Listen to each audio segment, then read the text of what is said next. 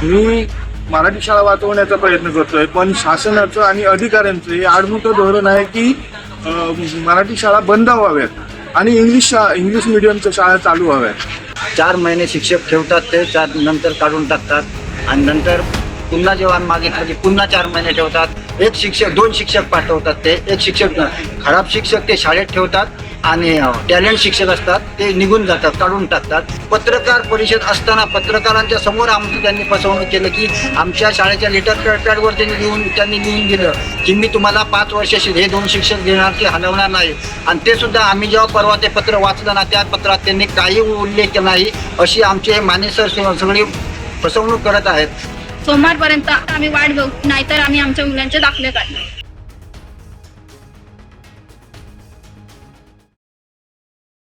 नमस्कार, मी जान्हवी विद्याधर पराडकर, दोंडावळे खालची शाळेचा अध्यक्ष.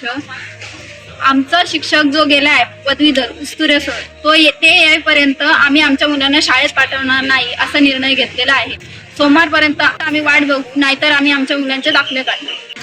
आता सध्या आमच्या शाळेचा पटसंख्या 28 आहे आणि सध्या कार्यरत 2 शिक्षक आहेत, परंतु ते एक शिक्षक सध्या ट्रेनिंगला गेले आणि एक शिक्षक शाळा सांभाळत आहेत. ह्याच्यानंतर परत ते मुख्याध्यापक जाणार ट्रेनिंगला आणि नंतर एका शिक्षकावर आमच्या मुलांना ठेवू शकत नाही.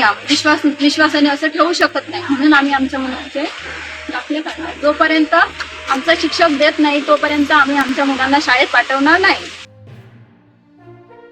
नमस्कार, माझं नाव नंदकुमार कोचरेकर. मी या शाळेत माझा मुलगा आहे. आम्ही जवळजवळ गेली 8 वर्ष ह्या माने साहेबांसमोर आम्ही तुझत आहोत. हे पत्र घ्या, हे करा, ते करा. 4 महिने शिक्षक ठेवतात, ते 4 नंतर काढून टाकतात आणि नंतर पुन्हा जेव्हा मागितलं की पुन्हा 4 महिने ठेवतात. आणि त्याच्यामुळे सगळी मुलं आमची आहेत ना, तिच्या टॅलेंट शिक्षक एखादा त्यांना भेटला. आमची ही मराठी शाळा दोंडोळी खालची, त्यांनी फक्त एक टॅलेंट सर्च यासाठी त्यांनी वापर केलेला आहे. 2 शिक्षक पाठवतात, ते एक शिक्षक खराब शिक्षक ते शाळेत ठेवतात आणि टॅलेंट शिक्षक असतात ते निघून जातात, काढून टाकतात. आणि टॅलेंट शिक्षक असे असतात की आपल्या मुलांबरोबर ते रुळतात, एकदम फ्रेंडशिप होतं आणि नंतर ते जेव्हा ते हे काढून टाकतात ना, त्यावेळी ते मुलं रात्रात रडतच नसतात. त्यामुळे आम्ही हे कुठेतरी थांबवण्यासाठी आम्ही त्यांच्याकडे 5 वर्ष आम्ही आम्हाला तुम्ही 2 शिक्षक द्या पण 5 वर्ष ठेवा असं मागणी केली होती. 8 दिवस शाळा बंद ठेवली होती. ते ऐकून त्यांनी आमची पत्रकार परिषद असताना पत्रकारांच्या समोर त्यांनी फसवणूक केलं की आमच्या शाळेच्या लेटर पॅडवर त्यांनी लिहून दिलं की मी तुम्हाला 5 वर्ष हे 2 शिक्षक देणार की हलवणार नाही.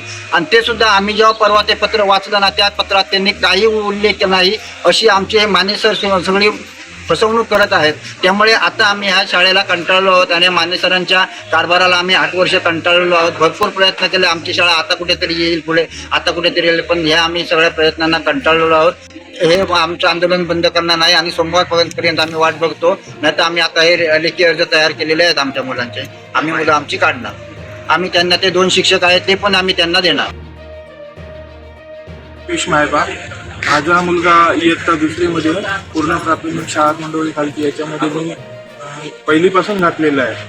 आम्ही मराठी शाळा वाचवण्याचा प्रयत्न करतोय, पण शासनाचं आणि अधिकाऱ्यांचं हे आडमुठं धोरण आहे की मराठी शाळा बंद व्हाव्यात आणि इंग्लिश मिडियमच्या शाळा चालू व्हाव्यात. म्हणून त्यांनी समायोजन असं हे केलेलं आहे. तर ते समायोजन बंद करून ज्या पूर्वीप्रमाणे शाळांना शिक्षक देत होते, प्रत्येक इयत्तेला 1 शिक्षक देत होते, त्याप्रमाणे दिलं तर अधिक चांगलं होईल. त्यामुळे मुलं आमची पुढच्या इयत्तेत किंवा हायस्कूलमध्ये गेल्यानंतर तिथे आपलं टॅलेंट व्यवस्थित दाखवू शकतात.